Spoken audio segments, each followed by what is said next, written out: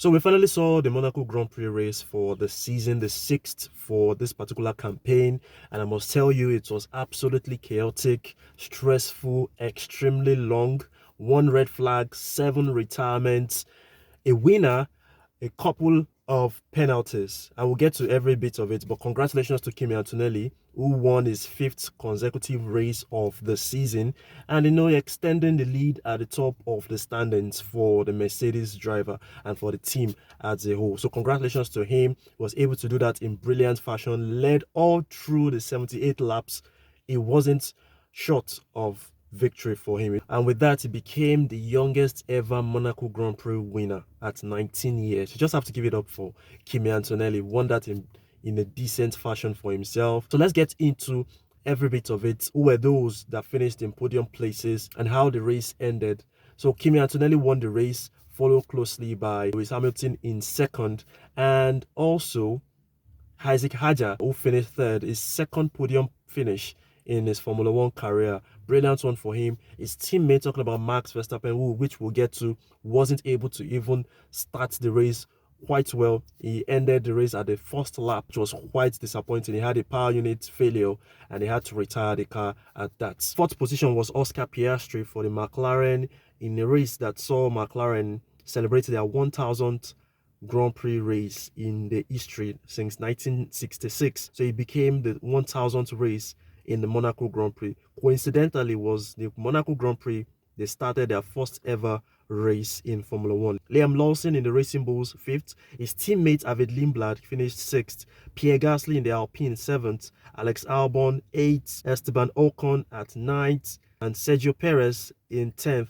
meaning that Cadillac won their first ever points for the Formula One season. It's their debut season and they are winning their first ever point courtesy of Sergio Perez. So congratulations to them. 11th came Fernando Alonso, Gabi Bortoleto at 12th for the Audi side.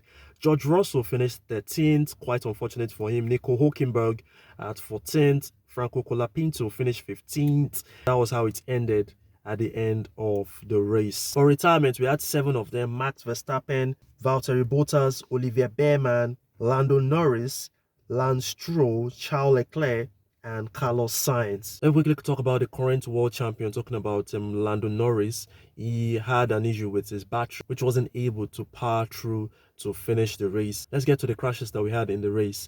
Lance Stroll crashed around turn 19, same as Charles Leclerc.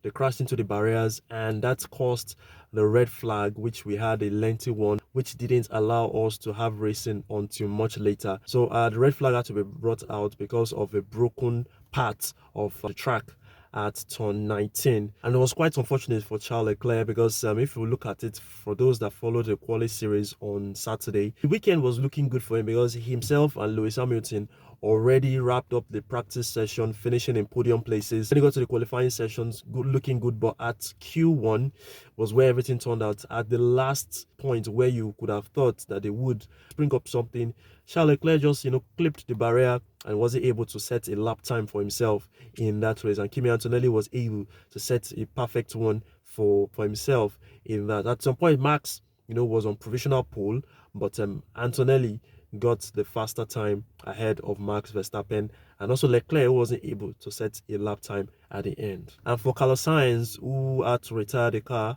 he had a bit of collision with Nico Hulkenberg, which made him to spin around and face the opposite side of the track, which already ended his race for the Williams team right there. One other thing I need to mention was the penalties that we saw in this particular race. Quite a lot of penalties. I could say almost every driver had 1 or 2 penalties to take, aside the race leader himself. Talked about Antonelli, who was shy of any form of penalty. The particular penalty I'm referring to is the speed in the pit lane, and it had to do with 5 drivers, the 2 Alpines, Colapinto and Gasly.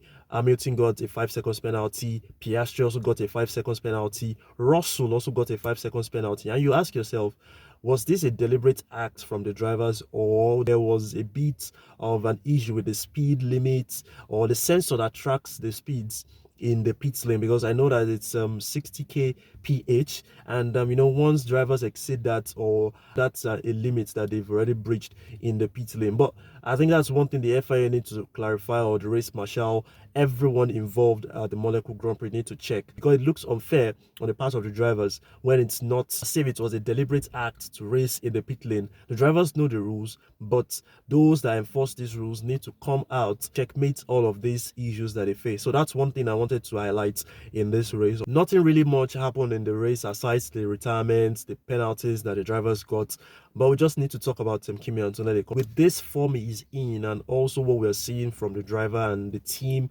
itself, can we say we are going to be having our first ever teenage championship winner? Because in the history of Formula One, we've never seen a teenager win the championship. Can we say that with this trajectory that Kimi Antonelli is, can we say that he's poised to get that and break the jinx?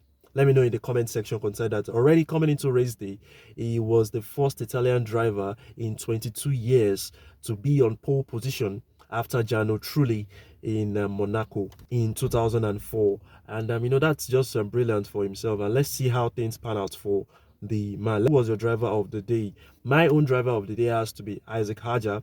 Despite his complaints on the radio with what he was facing in the car, he was still able to push the car to the point. Meanwhile, this same Hajar had penalties that he had to serve, but he served the penalty, but still able to push the car to the point. So congratulations to Hajar for himself. Like I mentioned earlier, it is his second ever Formula One podium. And it gets stronger and stronger, right? That this was someone that was one of the rookies last season, but this time around is doing well for himself. So congratulations to him. That's it basically on what happened at the Monaco Grand Prix. Not much of a drama as it concerns racing, but let me know your thoughts concerning the race itself. And the next time we'll be going racing again will be next weekend in Barcelona. That will be the 7th race of the season, and we can't wait to get into every bit of it. That'll be all for it, and I'll see you in my next video when we're going to talk about the Spanish Grand Prix itself. Cheers.